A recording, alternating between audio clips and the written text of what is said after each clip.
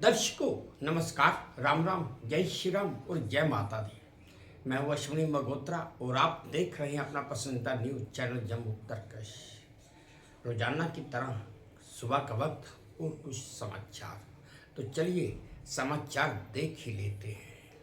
पहला समाचार यह है कि भारत पाकिस्तान अंतर्राष्ट्रीय सीमा पर घने कोहरे और कड़ाके की ठंड के बीच बीएसएफ की महिला जवान पूरी मुस्तैदी से दुश्मन की हर गतिविधि पर नजर बनाए हुए हैं। घुसपैठ की आकांक्षाओं को देखते हुए मजबूत सुरक्षा व्यवस्था के तहत ये महिला जवान भी पुरुषों के साथ कंधे से कंधा मिलाकर सीमा की रक्षा कर रही हैं। घुसपैठ, घना कोहरा, धुंध और ठिठुरन की चुनौती के बावजूद भारत पाकिस्तान अंतर्राष्ट्रीय सीमा पर ये बीएसएफ महिला जवान खड़े हैं।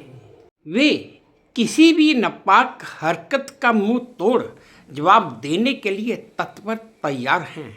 आरएसपुरा सेक्टर में इंटरनेशनल बॉर्डर के पास इन दिनों घना कोहरा और धुंध छाई हुई है और इसकी आड़ में आतंकी घुसपैठ के लिए तैयार बैठे हैं। अगला समाचार यह है दर्शकों की केंद्रीय गृह मंत्रालय ने जम्मू कश्मीर में सांबा जिले में पहले अत्याधुनिक फोरेंसिक संस्थान की स्थापना के लिए मंजूरी दे दी है। यह संस्थान साक्ष्य जुटाने की क्रिया को मजबूत करेगा, जिससे राष्ट्रीय सुरक्षा से जुड़े मामलों में तेजी आएगी। ये संस्थान केंद्रीय जांच एजेंसियों के लिए एकीकृत सिस्टम के रूप में काम करेगा। एम्स जम्मू के कार्यकारी निदेशक और सीईओ प्रोफेसर शक्ति कुमार गुप्ता ने बताया कि जम्मू कश्मीर 3 दशक से आतंकवाद से लड़ रहा है। स्वास्थ्य क्षेत्र में साक्ष्य जुटाने को सुदृढ़ करने, दोष सिद्धि दर बढ़ाने, बेहतर जांच एवं निदान में सहायता के लिए एक संस्थान स्थापित करने का प्रस्ताव भेजा गया था। डॉक्टर गुप्ता ने आगे बताया कि फोरेंसिक जांच की जरूरतें ज़्यादा हैं, लेकिन इस देश में इस तरह के संस्थान कम हैं। अगला समाचार यह है दर्शकों की कल जम्मू के व्यस्त बस स्टैंड पर दोपहर को एक लवारिस बैग मिलने से हड़कंप मच गया। देखते ही देखते बम की अफवाह फैल गई। सूचना मिलते ही पुलिस और बम स्क्वाड ने मौके पर पहुंचकर पूरे इलाके को घेर लिया और फिर जब बैग की अच्छी तरह से जांच की गई तो उसमें से कोई ऐसी वस्तु नहीं मिली। रिपोर्ट्स के मुताबिक ये बैग बस स्टैंड पर एक कंक्रीट के खंभे के पास पड़ा था और सुरक्षा के लिहाज से तुरंत एहतियात बरती गई और जांच में बैग में सिर्फ कुछ कपड़े ही मिले, जो लगता था कि किसी यात्री से गलती से ये बैग रह गया है।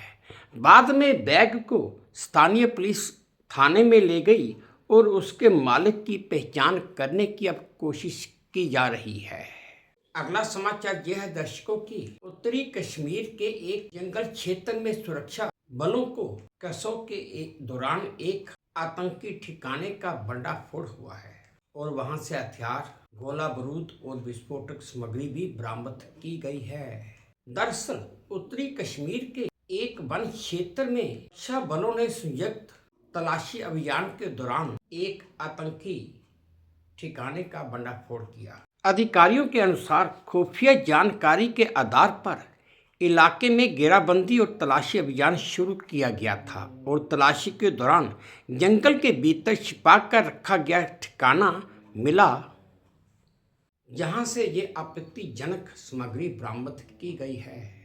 अगला समाचार यह है दर्शकों की जम्मू कश्मीर के किश्तवाड़ और पुंछ जिलों में संभावित आतंकी गतिविधियों की सूचना पर सुरक्षा बलों ने व्यापक अभियान और घेराबंदी की है। ड्रोन, स्निफर डॉग और हाईवे चेकिंग के साथ सीमा सुरक्षा और नए साल से पहले अलर्ट व्यवस्था को मजबूत किया गया है।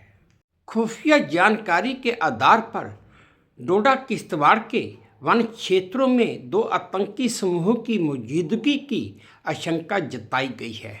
इसी के मद्देनजर सुरक्षा बलों ने किश्तवाड़ में केशवान छात्रु घाटी में घेराबंदी कर तलाशी अभियान चलाया है।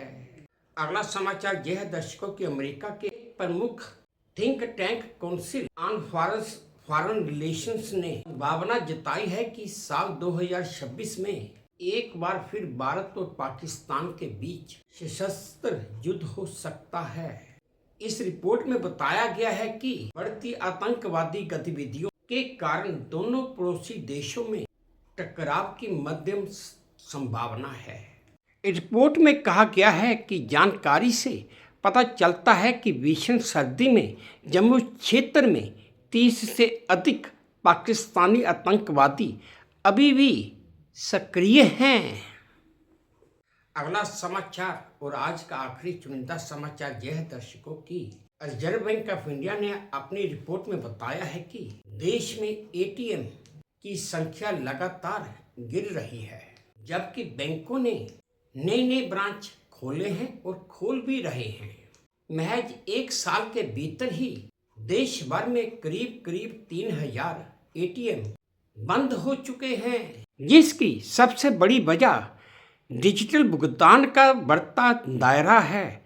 रिजर्व बैंक ऑफ इंडिया के मुताबिक देश भर में मार्च 2025 तक कुल 2,51,057 एटीएम सक्रिय थे, जबकि एक साल पहले ये एटीएम का आंकड़ा 2,53,417 का था। दर्शकों, ये थे आज के कुछ चुनिंदा समाचार जो मैंने आप सबके साथ साझा किए। उम्मीद करता हूँ आपको ठीक लगे होंगे। अगर ठीक लगे हैं तो मेरी वही प्रार्थना कि प्लीज़ मेरे इस चैनल को लाइक कर दीजिए, शेयर कर दीजिए और सब्सक्राइब भी कर दीजिए। और हाँ, आपने कमेंट्स मेरे कमेंट बॉक्स में ज़रूर डालिए ताकि मैं उन्हें भी ध्यान से पढ़ सकूँ। बस अब इसी उम्मीद के साथ आप सबसे विदा लेता हूँ कि आप अपना भी ध्यान रखेंगे, अपने देश का भी ध्यान रखेंगे। जय भारत और धन्यवाद।